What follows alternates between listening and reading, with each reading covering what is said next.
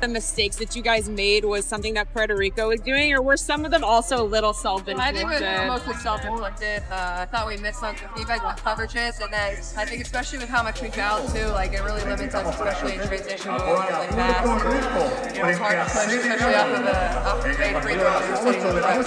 It was obviously a big win by a large margin for Team USA, but what can you say about what you saw about Team Puerto Rico tonight? Yeah, I thought they played with a lot of fire. I thought they were aggressive. I thought the crowd was incredible. Their fans were great, so everything about the environment played. This is the best game offensively for you guys. What would you like to improve upon Italy coming up against? Yeah, I think taking care of the ball is probably going to be our main focus. I think we could have moved the ball a little bit better. I don't know how many assists we had, but I thought we could have probably passed the ball a little bit better. I think about these games, the paint was really long, and we want to get easy finishes at the rim, but I think also getting the paint and be ready to take it out. I think that's what it is. And would you say that it was due to Puerto Rico's defense or just offense not falling? Puerto Rico does a great job, but also I think we can be better offense. Kara talked.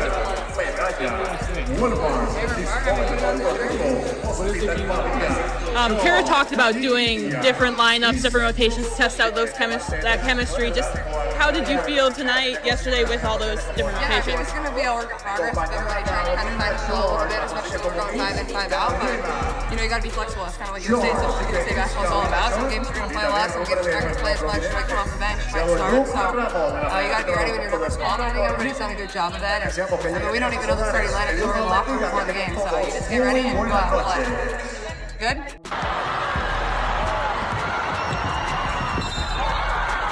Building a basketball super team is not simply about assembling the most talented players.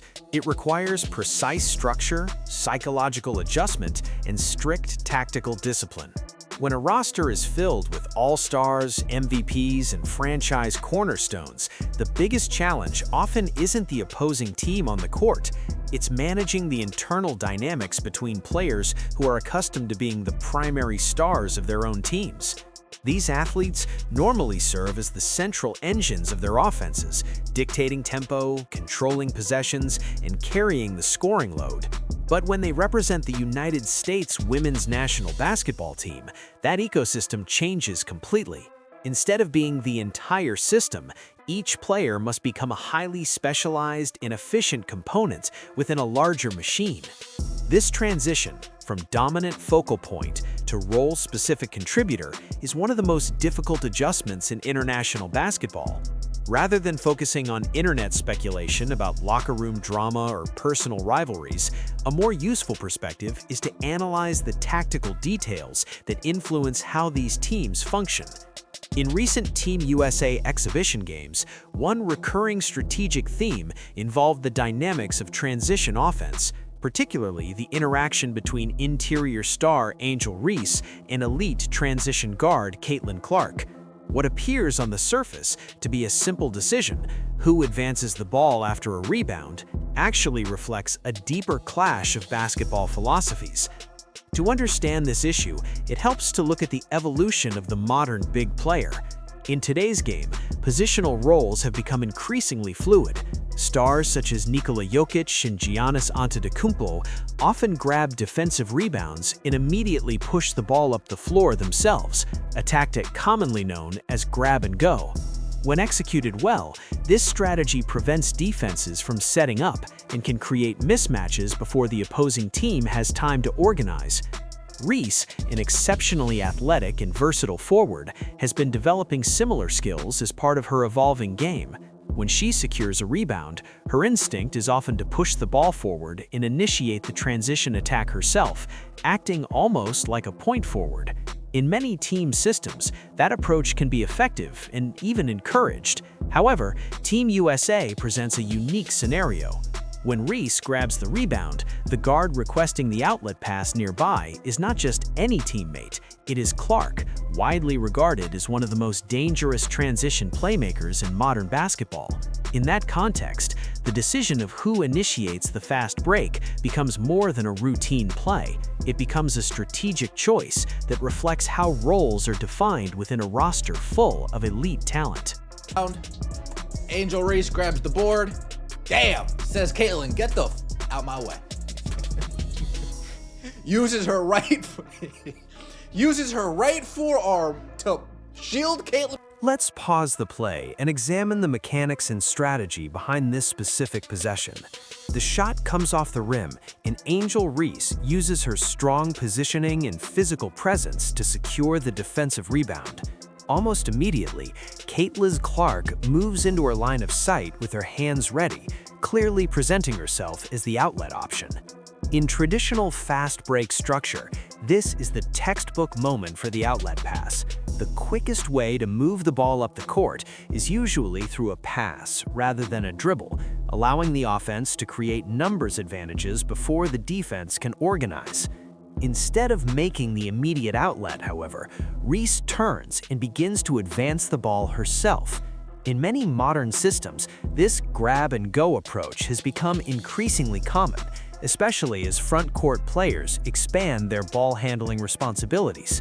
From a tactical standpoint, though, the choice between passing and dribbling can significantly affect how the defense reacts.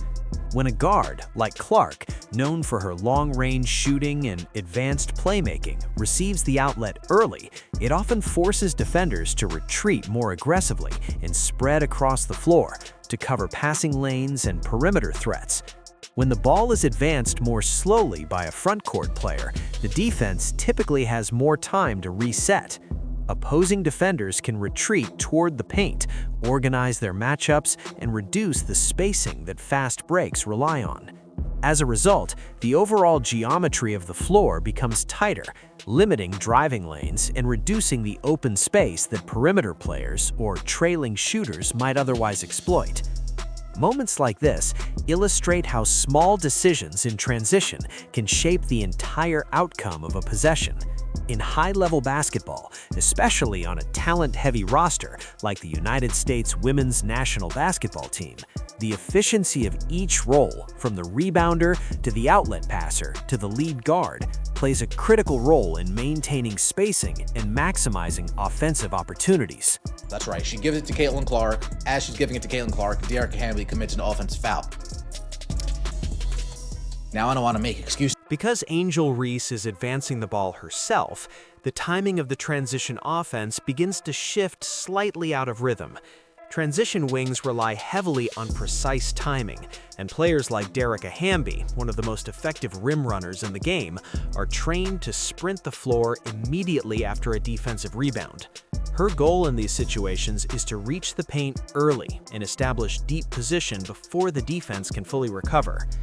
If the outlet pass reaches a primary playmaker such as Caitlin Clark near mid-court, the offense can often move even faster. Clark is widely known for her ability to read the floor quickly and deliver long, precise passes that hit teammates in stride. That type of early transition pass can connect with the sprinting teammate like Hamby before defenders have time to collapse into the paints or organize their matchups. In this sequence, however, the slight delay created by the ball being advanced from the front court position gives the defense just enough time to recover. Hamby arrives in the paint ready to receive the ball, but the passing window closes as defenders rotate back. In an attempt to maintain her positioning advantage, contact occurs, and the possession ultimately ends with an offensive foul. What begins as a promising fast break opportunity quickly turns into a turnover. Plays like this rarely come down to individual mistakes or intent. Instead, they highlight how timing and offensive hierarchy can influence transition efficiency. When a team executes its transition structure with precise role discipline, quick outlet passes, immediate reads from the lead guard, and synchronized movement from wings and bigs, the offense often creates high-percentage scoring opportunities before the defense can react. It's crazy. The worst part of all of this is that if Angel Reese just actually gave her the ball, things like this would be happening to her.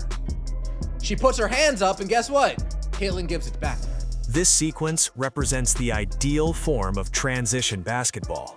The personnel on the floor are exactly the same, but the roles are properly aligned within the offense. As soon as Caitlin Clark receives the ball in the backcourt for the United States women's national basketball team, the opposing defense immediately shifts into emergency mode.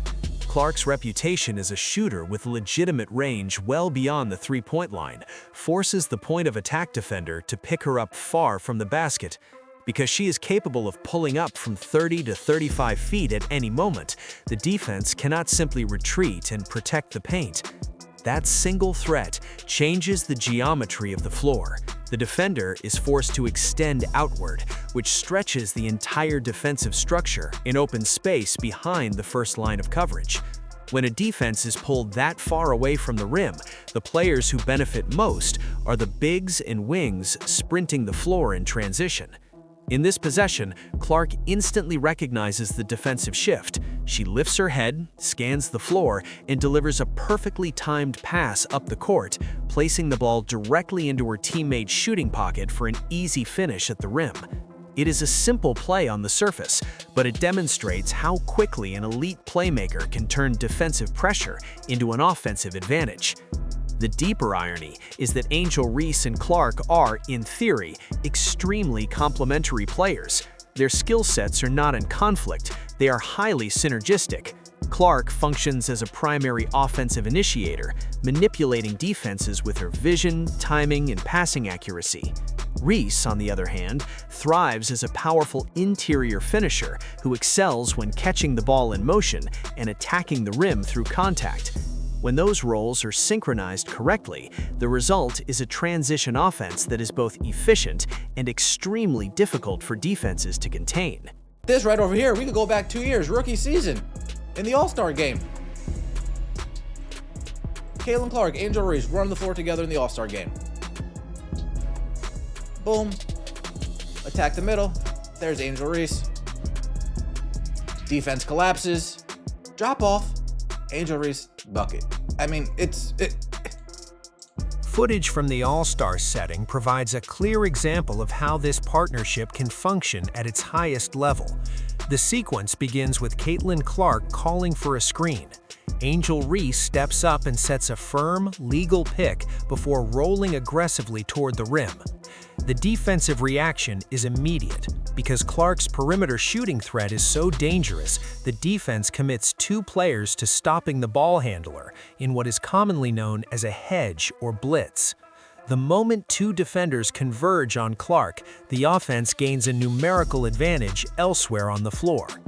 Clark remains composed under that pressure, reading the defensive coverage and delivering a perfectly timed pocket pass to Reese as she rolls down the lane. Reese catches the ball in stride and attacks the rim against virtually no interior resistance, finishing to play for a high-percentage basket. It is a textbook example of efficient pick-and-roll basketball. Draw defensive attention to the perimeter and exploit the open space created near the basket. This type of synergy highlights how complementary their skill sets can be. Clark excels as an offensive initiator who manipulates defenses through spacing, vision, and passing accuracy. Reese thrives as a physical interior presence who can finish strong at the rim, control the glass, and convert opportunities created by penetration or defensive rotations. When those roles are clearly defined, the combination can produce a highly efficient offensive structure. Ultimately, situations like this emphasize the importance of role clarity and coaching structure within elite international teams, such as the United States women's national basketball team. At this level, coaching is less about teaching fundamental skills and more about establishing a clear offensive hierarchy and maximizing each player's strengths. Through film study and tactical adjustments, coaching staffs analyze possessions to determine which actions generate the most efficient scoring opportunities and which decisions disrupt spacing or timing.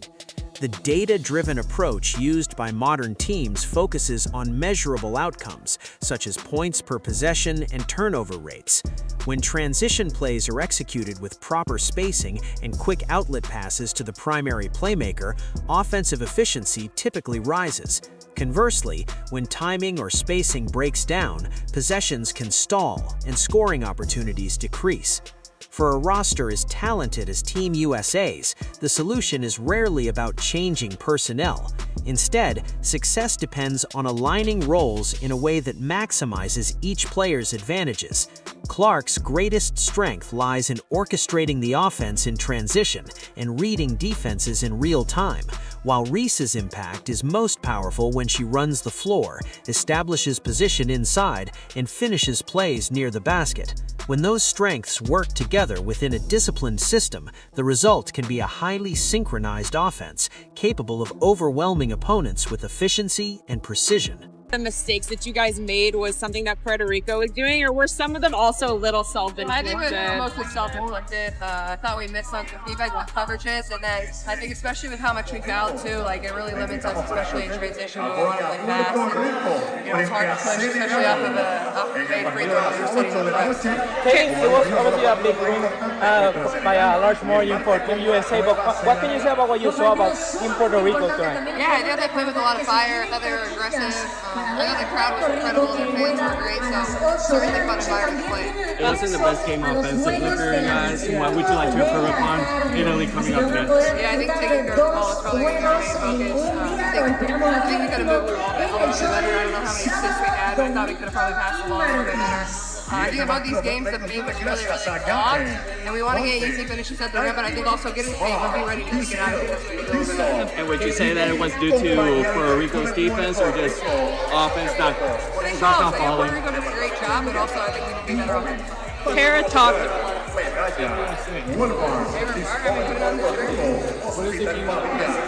Kara talked about doing different lineups, different rotations to test out that chemistry. Just how did you feel tonight, yesterday, with all those different Yeah, I think rotations? it's going to be a work in progress with everybody trying to kind of find a flow a little bit, especially when we're going 5 in, 5 out. But, you know, you got to be flexible. That's kind of what you say. So USA basketball's all about. Some games you're going to play a lot. Some games you're going to play as much. You might come off the bench, you might start. So you got to be ready when your number's called. I think everybody's done a good job of that. And, I mean, we don't even know the starting lineup. So we're in the locker room before the game. So you just get ready and go out and play.